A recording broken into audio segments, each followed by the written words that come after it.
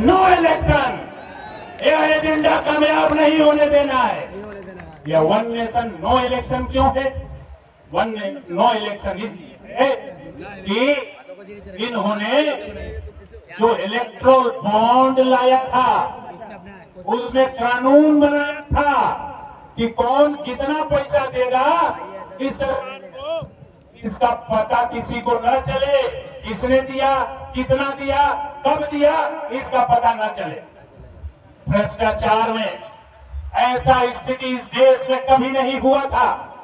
इन्होंने 8,250 करोड़ रुपए उन लोगों से लिए, फर्जी दवा कंपनियां जो दवाई बेचती थी, कोरोना में जो रेमडेसिविर लेकर के लोग मर गए, उन दवा कंपनियों से 1,000 करोड़ रुपया लिया और उन दवा कंपनियों को माफ कर दिया कि पैसा दो और जाओ, जो करना है करो।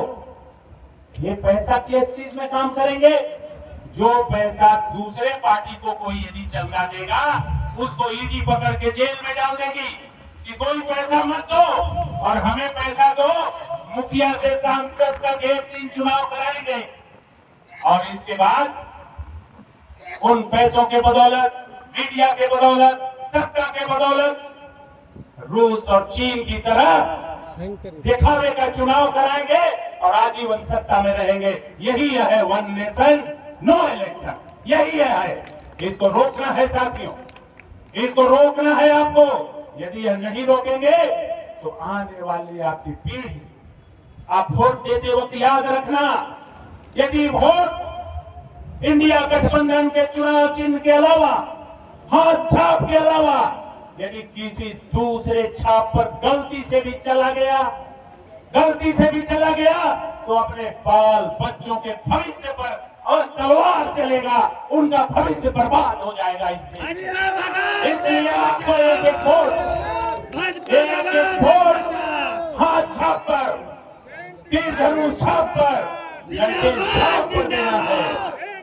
मेरे साथी जिंदाबाद जिंदाबाद, जैसे ही आएंगे इधर उधर की बातें शुरू करेंगे। यदि ये मंदिर की बात करते हैं तो कहिए इंडिया गठबंधन सबसे बड़ा सनातनी है, लेकिन साथ ही सभी धर्मों को इज्जत देता है, इस देश में सबकी सुरक्षा देता है। यदि ये राष्ट्रभक्ति की बात करेंगे, इनकी राष्ट्रभक्ति का अनुमान आप लगा सकते हैं कि जब हमारे नेताओं ने इसका नाम इंडिया रखा तो इंडिया बोलना भूल गए, हिंदी बोलने लगे। इंडिया बोलने में इनको तकलीफ के देशभक्ति का जज्बा आप लगा सकते हैं कि इंडिया को हिंदी बोलने लगे। यदि भारत बोलोगे आप तो बाहर बोलने लगेंगे, पूरा भारत नहीं बोलेंगे। इनके देशभक्ति का जज्बा आप अनुमान लगा सकते। तो साथियों, इसके लिए हमें पूरी तैयारी से आपसी मतभेद भुलाना होगा। छोटे छोटे बातों पर, छोटी छोटी बातों पर ये मतभेद कायम करने का प्रयास करेंगे। हम लोगों को भूलना होगा। बतासा के लिए मंदिर नहीं तोड़ सकते।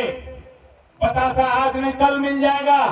बिना बतासा के हम चीनी फाँक के रह लेंगे, लेकिन बतासा के लिए मंदिर नहीं तोड़ेंगे। हम एकजुट रहेंगे, एक साथ रहेंगे और इनको दिल्ली के तख्त से बेदखल करेंगे। मैं अंतिम बात कह करके अपनी बात समाप्त करता हूं।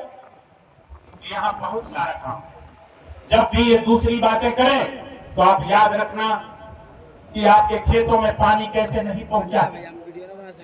यहाँ नदियां बहती है, कोई रोक नहीं पा रहे हैं, ये पैसा सब दूसरे जगह डाइवर्ट कर रहे हैं। आप याद रखना कि आपके बच्चे बेरोजगार कैसे। आप याद रखना कि यूपीए गठबंधन के समय जो एम्स पास हुआ था, उसके बाद इस देश में कहीं एम्स पास नहीं हुआ। इस राज्य में जो 2-3 एम्स उस समय दिया था मनमोहन सिंह की सरकार ने, 10 साल में कोई काम नहीं किया इन्होंने। ये सिर्फ बात करते रहे। इन बातों को याद रखना। आपको याद दिलाता हूं कि इनके प्रत्याशी ने 200 लोगों को लेकर के नामांकन के दिन हमारे संस्कार पर सवाल उठाया है। इन्होंने संस्कार पर सवाल उठाया। मैं उनको धन्यवाद देता हूं कि इन्होंने मुझे संस्कार सिखाया है। इसके लिए बहुत बहुत धन्यवाद।